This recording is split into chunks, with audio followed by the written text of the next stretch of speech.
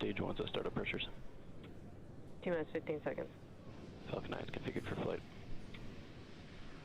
10, 9, 8, 7, 6, 5, 4, 3, 2, 1, 0. Ignition, liftoff. Go Falcon, go Starlink, go USS.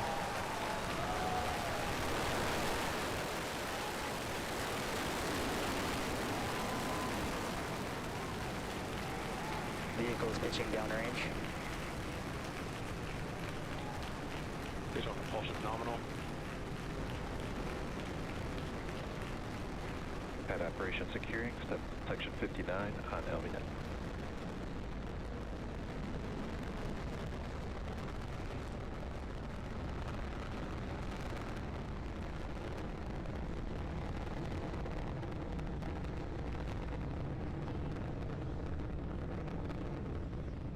Power and telemetry nominal. Unbelievable. More You and are more watching the and Falcon more 9 as it into descends through space. the atmosphere Falcon 9 is carrying the supersonic. SpaceX Starlink payload of satellites.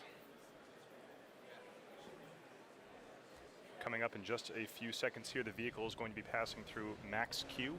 That is the point of maximum aerodynamic pressure on the vehicle. Let's listen for that call out.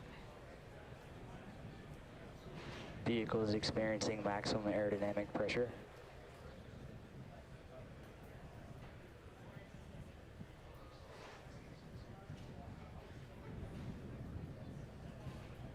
The vehicle has passed through max Q, which means that the atmosphere is only going to get thinner from here on out. Coming up shortly at T plus 2 minutes and 35 seconds is going to be, or excuse me, T plus 2 minutes and 32 seconds is going to be MECO. That stands for main engine cutoff. That's when those 9 Merlin engines you can see burning on your screen right now will shut off or cut off. Shortly, only a few seconds after that, will be stage separation at 2 minutes and 35 seconds, quickly followed by SES1. That stands for second engine start 1. That's when that single Merlin vacuum engine will ignite after stage separation. All telemetry looks nominal from that first stage right now, and trajectories look good.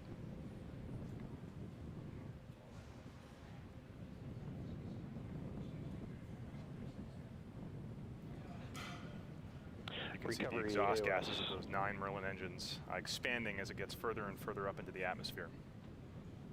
Stand by for MECO in about 5 seconds.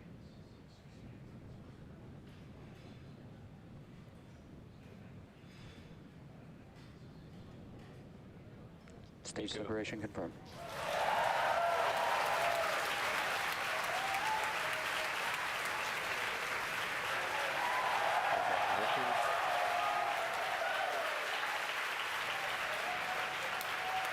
You can see it on your screen, and you can hear it through the cheers of the crowd here at SpaceX headquarters, that we just had a good MECO, we had a good stage separation, and we had a good second engine start.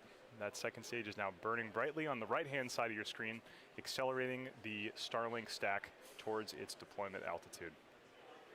On the left-hand side of your screen, you can see the view, a view of the Earth, actually, a beautiful view of the curvature of the Earth and all the lights of the eastern seaboard of the United States. That camera on the left-hand side is attached to the top towards the inner stage of the first stage. And on your right, you can see the fairing deploy from that Starlink satellite stack. The crowd here at headquarters cheering. I'm sure everyone up in Redmond is happy too.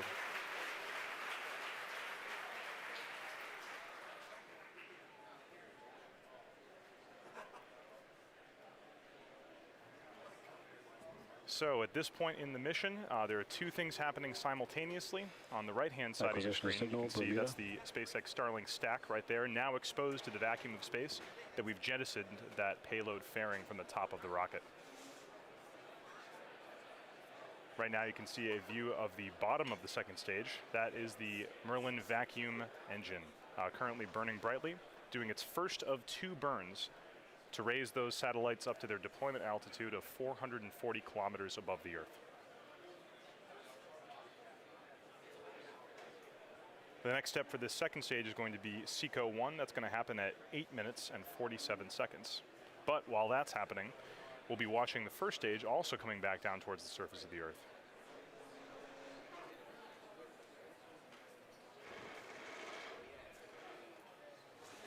This will be the third time that we have attempted to recover this first stage, this particular first stage. Those of you who have seen previous landing attempts may notice that we are not doing a boost back burn today.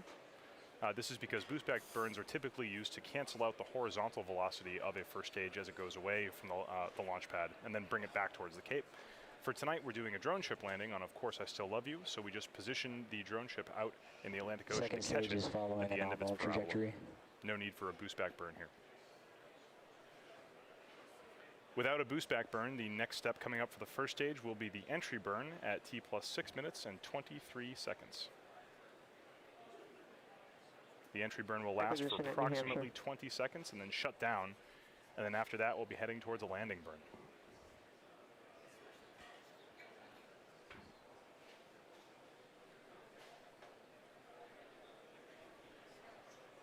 All telemetry looks good from that second stage as it continues to pick up speed towards that intended deployment altitude.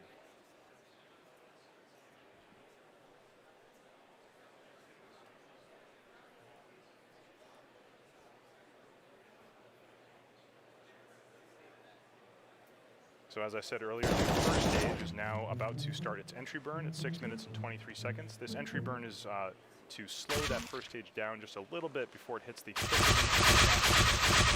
see the camera on the first stage on the left-hand side of the screen right now. It's dark, but in a few minutes, the Merlin engines at the bottom of that first stage will light up, and there they go. Entry burn has started. That is the start of the entry burn.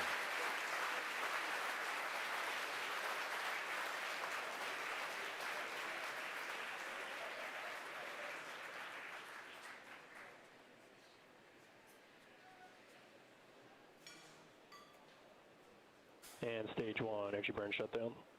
And that's it. That is the end of the entry burn.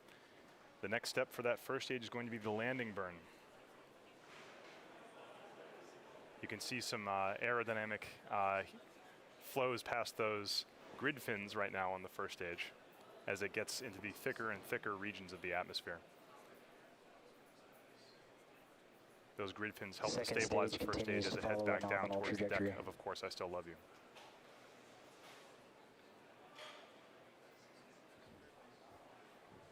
Stage 1 is transonic. Also signal stage 1, Cape Canaveral, as expected. All telemetry is nominal on the second stage as it continues to accelerate. Next big thing happening here is going to be the landing burn at T plus 8 minutes and 9 seconds, just about 30 seconds from now.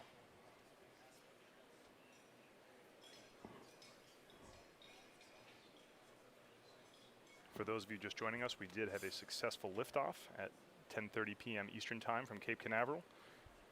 The first stage was able to successfully separate and is now heading back for its third landing attempt in its history. Stage 1 landing burn has started. The landing burn has started as scheduled. We don't currently have video from that first stage, but stand by. We may be able to get something from the drone ship. Landing burn started at 8 minutes and 9 seconds, and the landing is scheduled for 8 minutes and 30 seconds, just about now. You can tell that here at SpaceX headquarters, we haven't yet gotten any video from the drone ship, but we're just waiting for confirmation. And this is recovery. Falcon 9 has landed. Landing operators moving to procedure 11.100 on recovery 1 and ECF 9. While we're waiting for that, we are expecting SECO to happen shortly. That is second engine cutoff. Back shut down.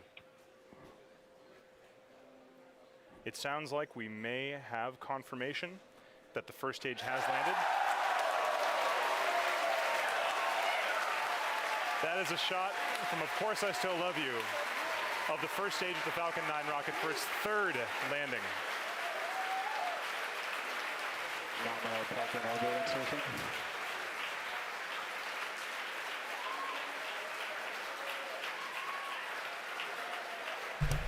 Always great to see those first stages come back.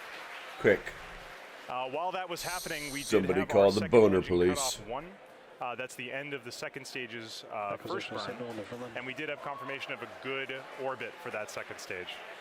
Right now, we're about to enter a coast phase, so we are going to take a quick break, but we're going to leave you with an animation that shows where we are in the coast phase. We will be back at about T plus 45 minutes into the mission for a second stage relight, followed by another short coast phase, and then payload deploy.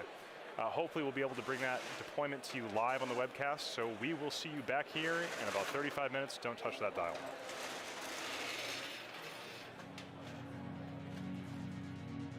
And you're welcome.